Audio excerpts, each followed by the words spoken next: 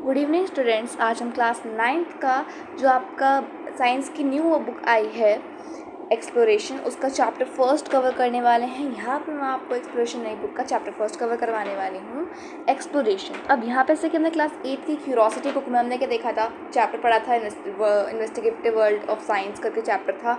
इसमें हमने just summary देखी थी कि ओवरऑल बुक में क्या है। ये भी कुछ इसी टाइप में है कि आपका इस ओवरऑल बुक में क्या है वो भी इसी टाइप में है, तो इसका हम समरी देख लेते हैं।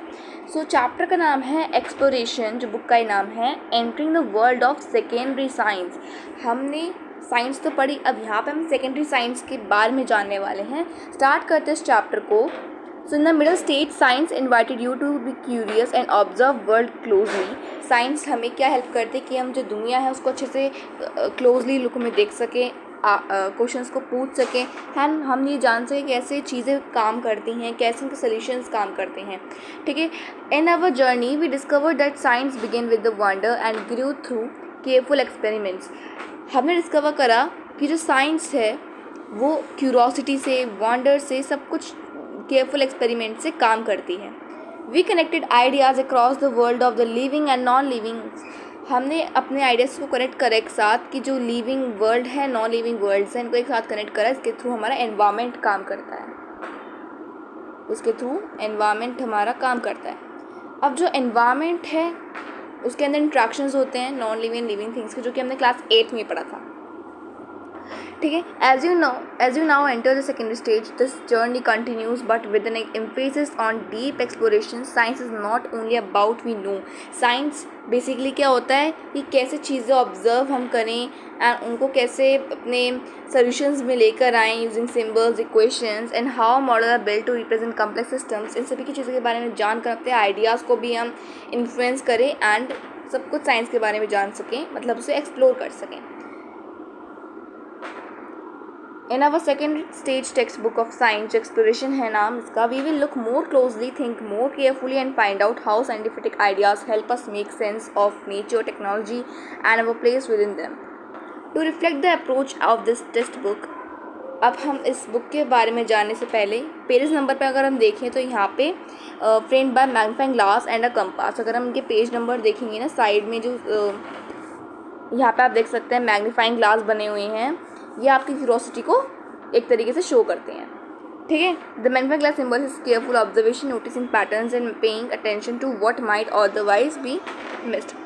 The compass reminds us that exploration also needs direction, की एक्सप्लोर करने के लिए भी हमें अपना प्लान बनाना चाहिए, डायरेक्शन लेनी चाहिए, इसके थ्रू हम अपने क्वेश्चंस को पूछ सकें एंड अपने आइडियाज़ को अप्लाई करके कुछ नई चीज़ों को एक्सप्लोर करें और अपनी क्रिएटिविटी को इन्हांस करें। टुगेदर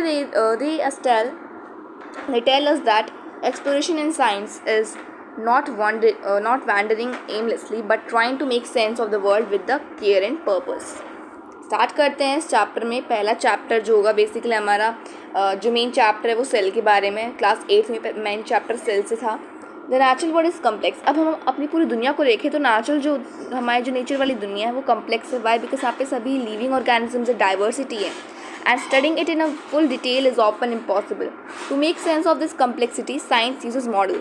Science अपने मॉडल्स को यूज़ करती है, आइडियाज़ को यूज़ करती है, इसके थ्रू अपने इस पूरे वर्ल्ड को, कम्प्लेक्स वर्ल्ड को अपने आइडियाज़ के थ्रू एनहांस कर सकें एंड इसको हम डीपली समझ सकें।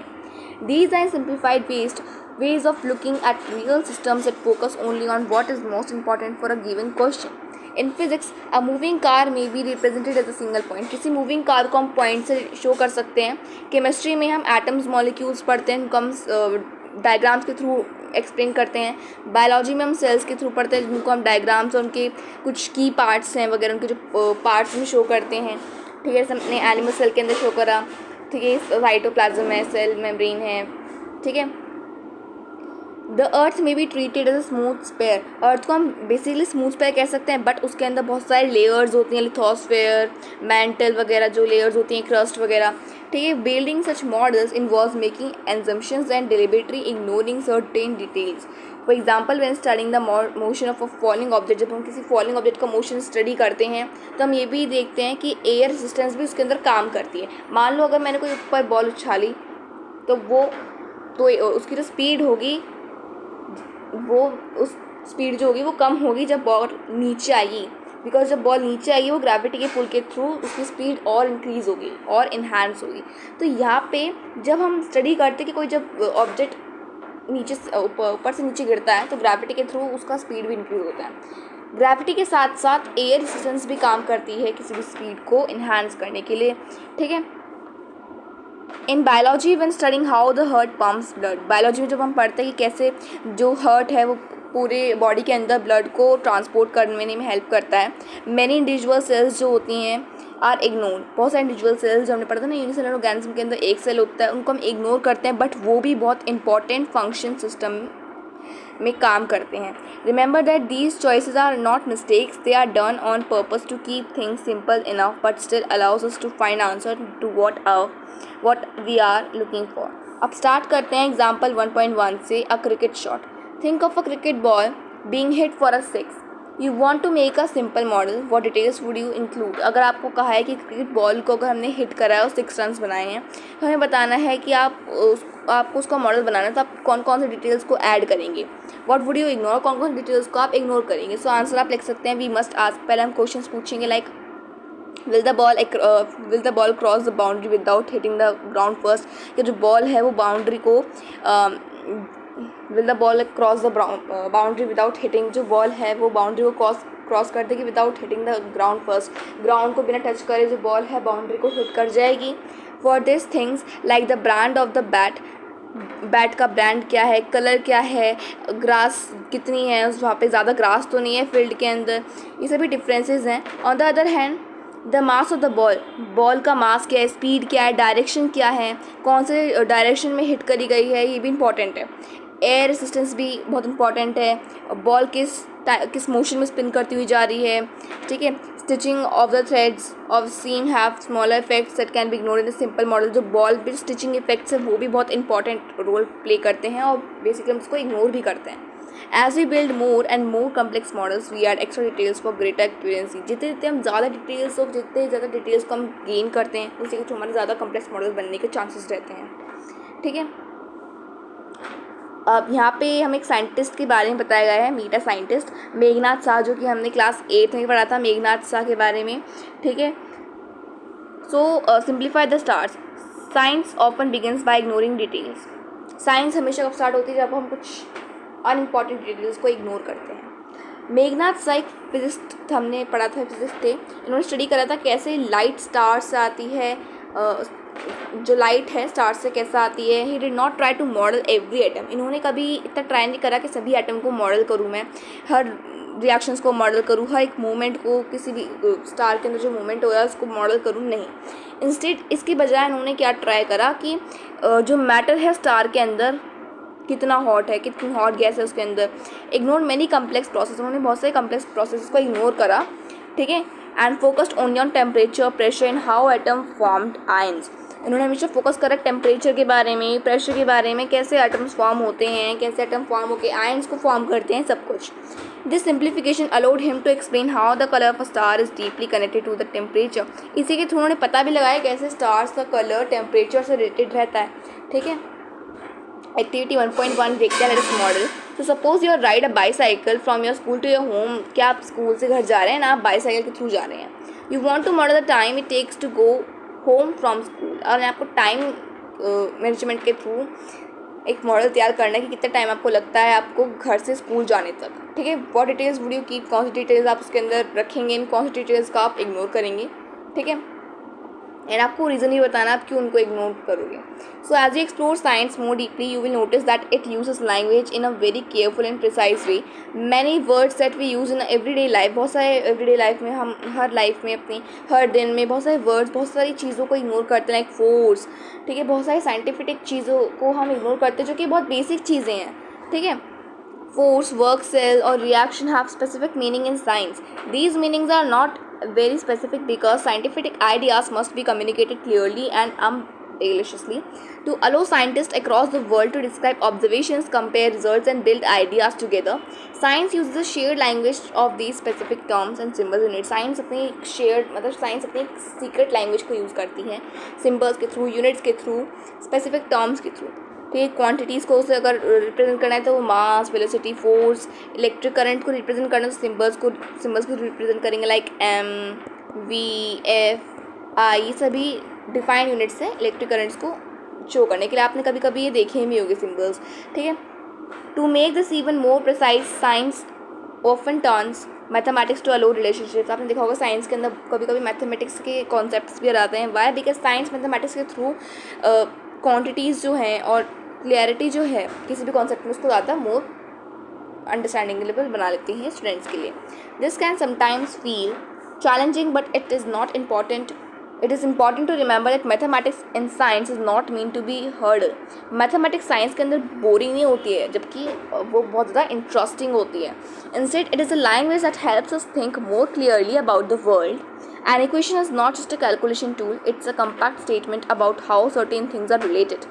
इक्वेशन हमने देखी होंगी, ठीक है। तो इक्वेशन जिसमें इक्वल का साइन आता है वो हम दिखाते हैं कौन सी चीज़ किसके बराबर है, रिलेशन करते हैं, हम रिलेट करते हैं किसी चीज़ को किसी के साथ, ठीक है। For example describing motion using quantities, अगर मैं किसी की मोशन को क्वांटिटीज़ में डिस्क्राइब करना है तो उसका डिस्टेंस देखेंगे, हम टाइम से थ्रू उसको इक्वल करने की कोशिश करेंगे, वेलोसिटी के थ्रू करेंगे, जो कि हमें हेल्प करती है सभी क्वेश्चंस को आंसर करने के लिए with more clarities. In the same way, mathematical expressions are used to describe the rates of chemical reactions, patterns of population growth. हमने देखा होगा केमिकल रिएक्शन में कभी कभी नंबर्स आते हैं, ठीक है, लाइक H2O, यहाँ पे 2 आया, मैथमेटिकल टर्म आया. वाई? बिकॉज दिस शोज कि 2 atoms of hydrogen 1 atom of oxygen makes the compound water, ठीक है. और changes in energy within the system. Learning to use mathematic in science does not mean memorising equations. ये हमें help करती है किसी भी सिचुएशन को मेमोराइज करने के लिए, अंडरस्टैंड करने के लिए एंड किसी भी क्वांटिटी को रिलेट करने के लिए with each other, and then using mathematical relationships to reason carefully and understand it better.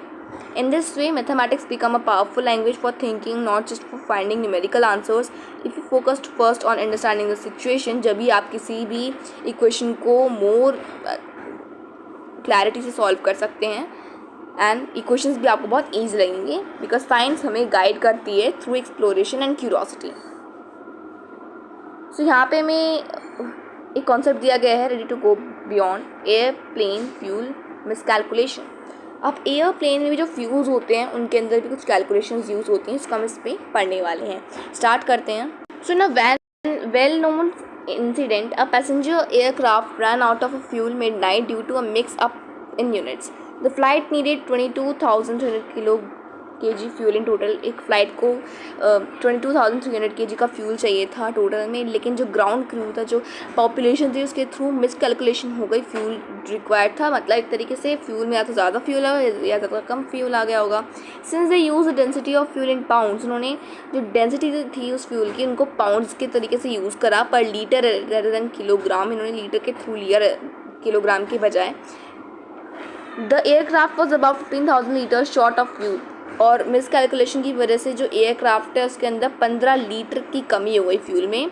And luckily could glide to an emergency landing, और उन्हें लकीली एमरजेंसी लैंडिंग की भी ग्लाइड मिल गई. Which damage the aircraft through there was no calculationally. Pounds in kilogram are very different. देखो, pound और kilogram में बहुत फ़र्क होता है. यूजिंग स्टैंडर्ड यूनिट्स, अगर हम ऐसा यूनिट्स को यूज़ करें तो उसके थ्रू हमें बहुत ज़्यादा क्लैरिटी मिल सकती है. अगर उनको अवॉइड करेंगे तो हमें एरर्स एंड कुछ चैलेंजेस भी फेस करने को मिल सकते हैं. स्टार्ट करते हैं. नेक्स्ट टॉपिक है why is kilogram use everywhere. अब हमने देखा होगा सब्जी लेने में भी हम किलोग्राम यूज़ करते हैं. 1 किलो प्याज कर दो, 1 किलो टमाटर कर दो. अब यहाँ पे हम किलोग्राम वर्ड की यूज़ करते हैं, ठीक है. आपने देखा कई बार तो जो लिक्विड चीज़ें भी होती है, लाइक 1 किलो दूध कर दो, ठीक है. अब यहाँ पे लिक्विड चीज़ों को हम लीटर में मेजर करते हैं, बट आजकल केजी में क्या चल रहा है इसको देखते हैं.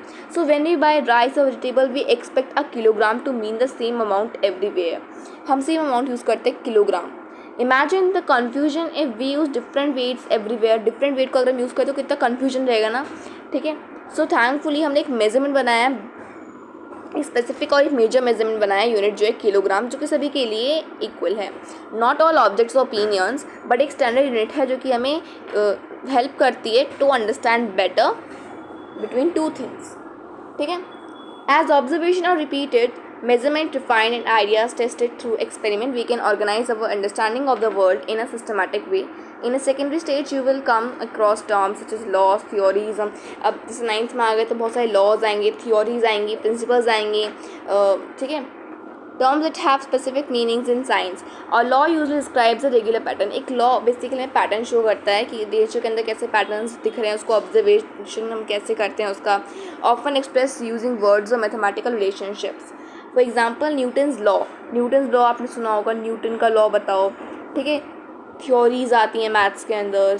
तो यहाँ पे न्यूटन का law, Newton's law of motion हमें एक्सप्लेन करता है कैसे jerk felt when a bus stops suddenly. A theory goes a step further and provides an explanation of why those patterns occur. अब थ्योरी हमें हेल्प करती है कि कैसे वो पैटर्न क्यों बार बार रिपीट हो रहा है. लॉ हमें बताता है, एक ऑब्जर्वेशन, एक पैटर्न दिखाता है. थ्योरी में एक्सप्लेन करते हैं वो पैटर्न क्यों रिपीट हो रहा है, ठीक है. Usually based on evidence. ये हमें एक प्रूफ के साथ एक्सप्लेन करने में हेल्प करता है. इसके थ्रू में से ज़्यादा मोर बेटर एक्सप्लेन कर पाते हैं, मतलब मोर बेटरली उसको अच्छे से समझ पाते हैं. For example atomic theory. अगर हम एटम के बारे में पढ़ें तो एटम की जो थ्योरी होती है वो एक्सप्लेन करती है कि कैसे मॉलिक्यूल्स फॉर्म होते हैं. Principles are broad ideas. अब प्रिंसिपल्स हमें एक आइडियाज़ देते हैं. प्रिंसिपल्स स्कूल वाले प्रिंसिपल्स नहीं, साइंस वाले, ठीक है. साइंस में प्रिंसिपल जो वर्ड है ये हमें हेल्प करता है कि कैसे आइडियाज़ हमें हेल्प करते हैं किसी भी सिचुएशन को ओवरकम करने के लिए.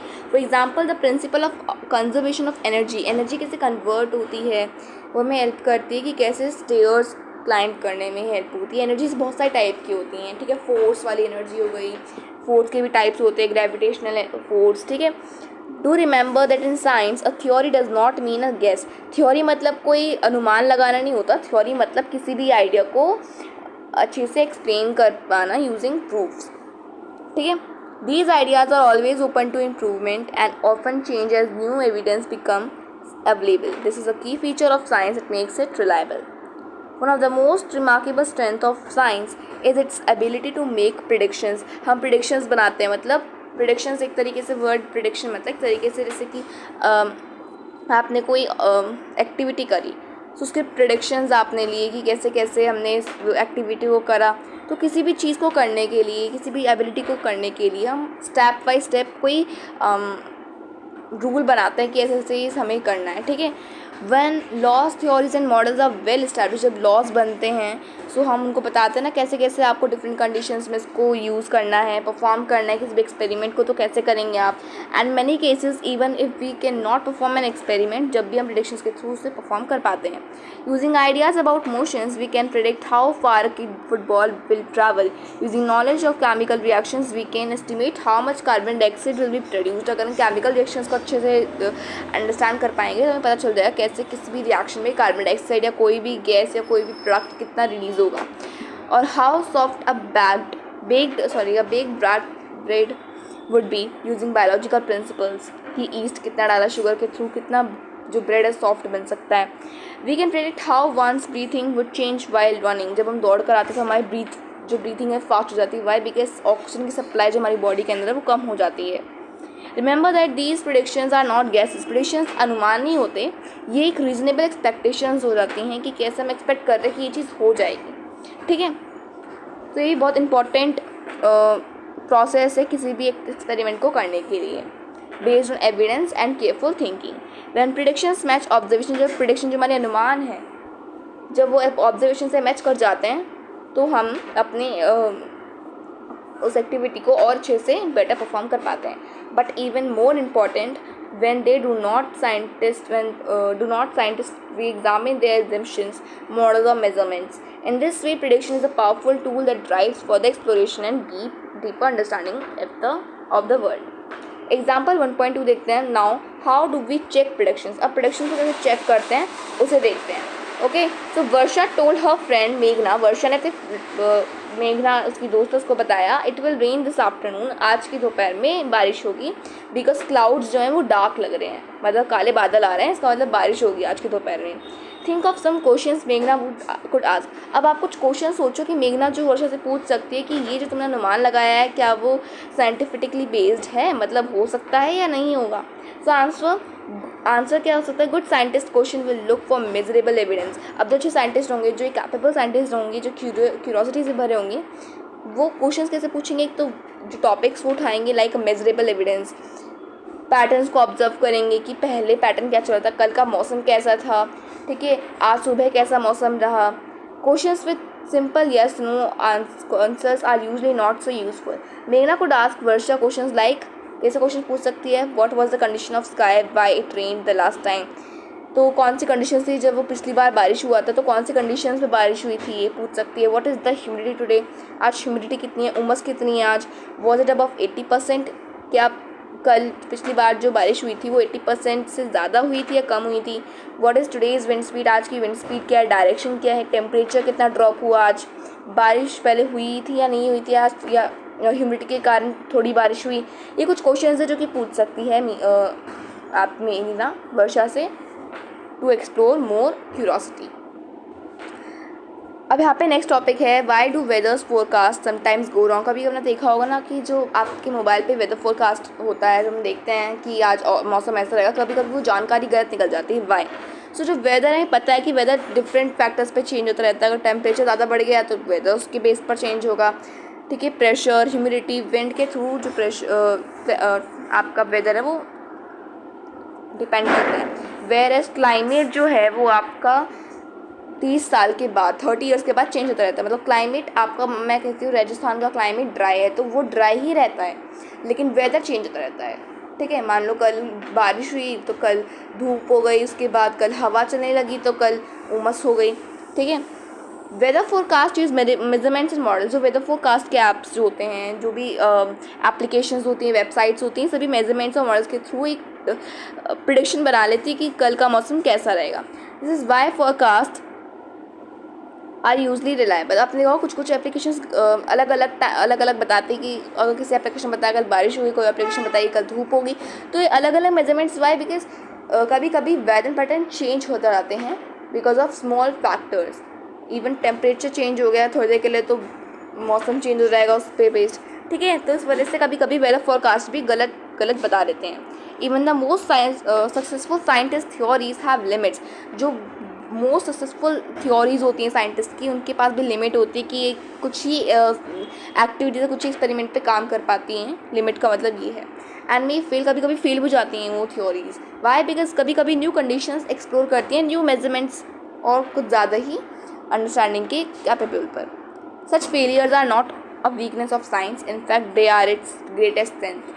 When predictions do not match observation, जब कभी ऑब्जर्वेशन पे प्रिडिक्शंस मैच नहीं होते तो साइंटिस्ट उन आइडियाज़ को रिजेक्ट नहीं करते, वो उस पर और वर्क करते हैं और एविडेंस को ढूंढते हैं. No scientific theories ever final and none is beyond questions. कभी साइंटिफिक थ्योरी कभी पूरी नहीं होती है, उस पर वर्क चलता रहता है, उसको और एक्सप्लोर करने पे क्यूरियोसिटी जगी रहती है. This openness to being corrected by nature itself is what has allowed science to help us in understanding the world we live in. अब नेक्स्ट टॉपिक है checking viral claims on social media. आपने कभी social media पे देखा होगा कि is eating food harmful during an eclipse. हमने सुना होगा ना, जब मम्मी या पापा कहते हैं कि जब एक्लिप्स आता है तो हमें खाना नहीं खाना चाहिए, ठीक है. ये कुछ प्रेडिक्शंस होते हैं. अब ये जिससे हमने सोशल मीडिया पे देखा होगा, वायरल क्लेम्स होते रहते हैं ना कि जब भी कोई एक्लिप्स आए, जब कोई ग्रहण लगता है तो हमें खाना नहीं खाना चाहिए. वाई?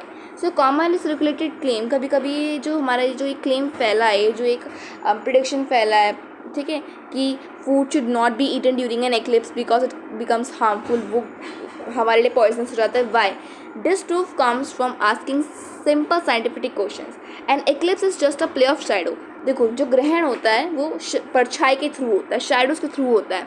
अब इसका फिजिकल चेंज से रिलेटेड कोई नहीं होता, इस पर टेम्परेचर चेंज हो जाता है सिग्निफिकेंटली, उसकी वजह से आ रहता है, तो फूड इसके थ्रू गंदा नहीं हो पाता. You will conclude that no physical, chemical, biological mechanism support such a claim.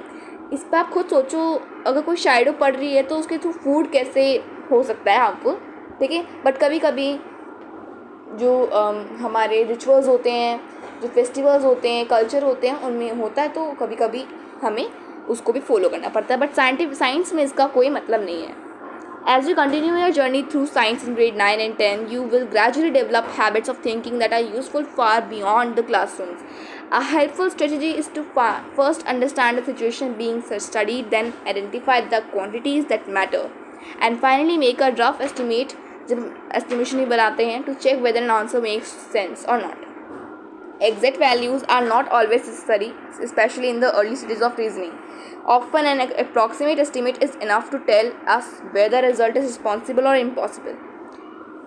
Learning to estimate helps you build intuition, detect errors, and develop confidence in your thinking. Science value careful reasoning perhaps much more than accurate calculations. अब यहाँ पे हमें एक नया topic दिया गया है, how much rice would feed a family for a four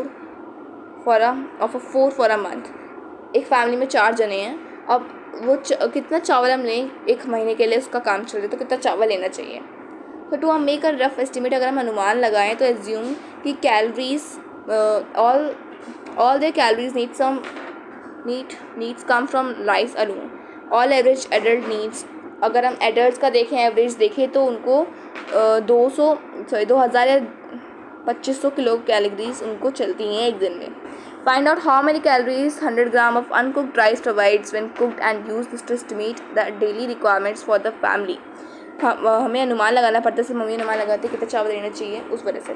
The aim is not to get an exact number. हमें ये नहीं देखना कि हमारा एग्जैक्ट नंबर आना चाहिए, बट हमें एक एस्टिमेशन बनाना चाहिए कि ये काम कर पाएगा नहीं कर पाएगा इस चीज़ के लिए. Such estimation helps connect science to everyday questions about food and resources and shows why approximate reasoning is important in scientific research. इससे जो हम अपनी अंडरस्टैंडिंग को बेटर बना सकते हैं एंड जो हम वर्क कर रहे हैं जिस भी एक्सपेरिमेंट पर, वो मोर बेटर हो पाता है. अब एग्जांपल 1.3 देखते हैं. So estimate how many litres of air you breathe. अब आपको एस्टिमेट करना है कितना लीटर आप एयर को ब्रीथ करते हो एक दिन में. आपको एस्टिमेट करना है, स्टार्ट कर सकता है आप कितने ब्रीथ आप पर मिनट कर रहे हो, फिर वॉल्यूम इंक्रीज़ करो अपनी ब्रीथ की, फिर आप 1 घंटे का देखो और अपना एम बनाओ. अपना एग्जैक्ट आंसर ढूंढने का एम मत बनाओ, लेकिन एक एस्टिमेशन बना लो रफ सा, ठीक है. सो आंसर एट रेस्ट, जब आप रेस्ट करोगे, बिल्कुल आराम करोगे, तो आप 12-15 ब्रीथ 1 मिनट में ले सकते हैं, ठीक है. तो अगर हम इसको 1 घंटे में देखें या 1 दिन में देखें तो आप 40 मिनट्स में कर सकते हैं. So we take roughly 18 to 22,000 breaths, about 20,000 breath in a day. अगर हम देखें तो एक दिन के अंदर हम 20,000 ब्रीथ को लेते हैं अगर हम रेस्ट पोजीशन पे रहें. We also need to find the volume of air in one breath. अब एक सांस जो एक ब्रीथ है हमारी, एक ब्रेथ में कितना वॉल्यूम एयर हम ले रहे हैं.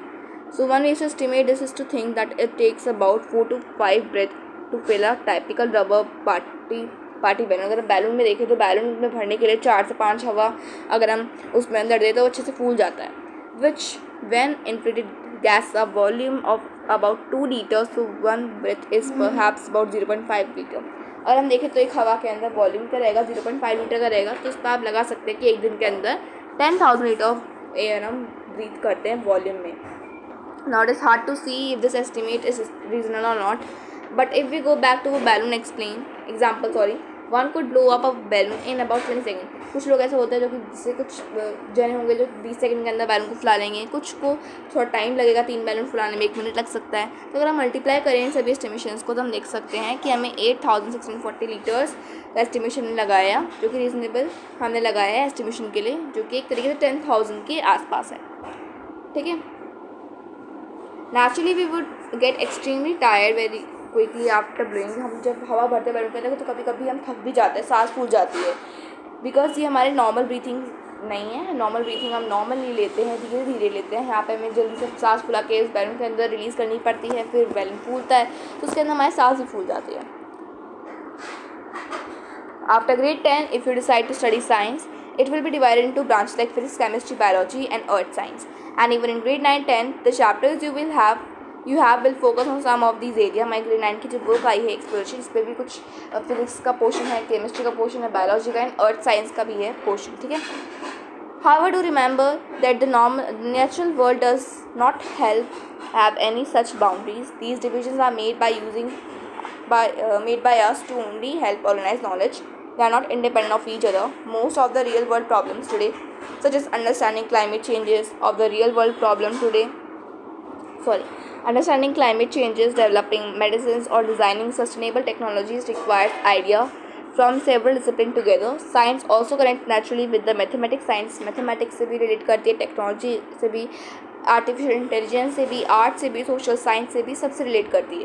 To make sense of the world fully we need to correct multiple ways of knowing and expressing ideas, each enriching the other. और यहाँ पे नया टॉपिक दिया गया है, how does a mask really, mask जब पहनते हैं, जो कोविड-19 है तो हमने मास्क पहनता है, वो कैसे वर्क करता है। Solving real problems requires knowledge from several branches of science. तो कोविड-19 पैंडेमिक में जब हमने मास्क अपनी सेफ्टी के लिए यूज़ करा था, तो हमने अंडरस्टैंड करा कैसे मास्क वर्क करता है हमें सेव करने के लिए, using the concept of physics, particles, motion, electrostatic attraction. Matter के थ्रू, जो फिजिक्स का एक पोर्शन है, उसके थ्रू हमने मास्क का वर्किंग सिस्टम अच्छे से अंडरस्टैंड करा, बायोलॉजी का अंडरस्टैंड करा कि कैसे वायरस बिहेव करते हैं, एंड मैथमेटिक्स से कि कितना दूरी पे हमें रहना चाहिए। ठीक है। Finally, as we have mentioned in every textbook, science is not just a collection of facts, equations or experiments. It's a human activity shaped. Human के through science shape होती है by curiosity, creativity, collaboration, careful questioning, and it grows as people ask questions. अब हम questions पूछते हैं, ideas को test करते हैं, रिजल्ट को शेयर करते हैं, मोर क्यूरोसिटी को अपने इन्हांस करते हैं, अपनी गलतियों से सीखते हैं, जब भी साइंस भी इन्हांस होती है। Science develops over time through the work of many individual across different cultures and generations. Even if you don't choose to study science beyond grade 10, scientific thinking will be very important in whatever you do. It helps you to understand the technology that surrounds you and help you evaluate information critically and make sense of the world you live in. As you begin this stage of exploration, science invites you only not to learn about the world के बारे में जानने के लिए science important नहीं है, but science हमें ये हेल्प करती है कि कैसे हम इसको मोर कम्पैक्ट वे में समझ सके। ठीक है। सो embark on your journey of discovery, looking careful through the magnifying glass of evidence and guided by the compass of curiosity. Happy exploring. तो ये था हमारा शॉर्ट समरी कि कैसे हमारा ये बुक है उसका ओवरऑल जर्नी। यहाँ पे चैप्टर 2 दे रखा है। चैप्टर 2 का नाम होगा हमारा cell the building block of life, जिसका हम अगली वीडियो में कवर करने वाले हैं। So stay tuned for that video. If like my channel, please subscribe to it and share it for more updates. Next video में हम नेक्स्ट चैप्टर पढ़ेंगे सेल के बारे में, जिसे हमने क्लास 8 में पढ़ा था। So thank you watching the video. Have any doubt you can ask me on the comment section.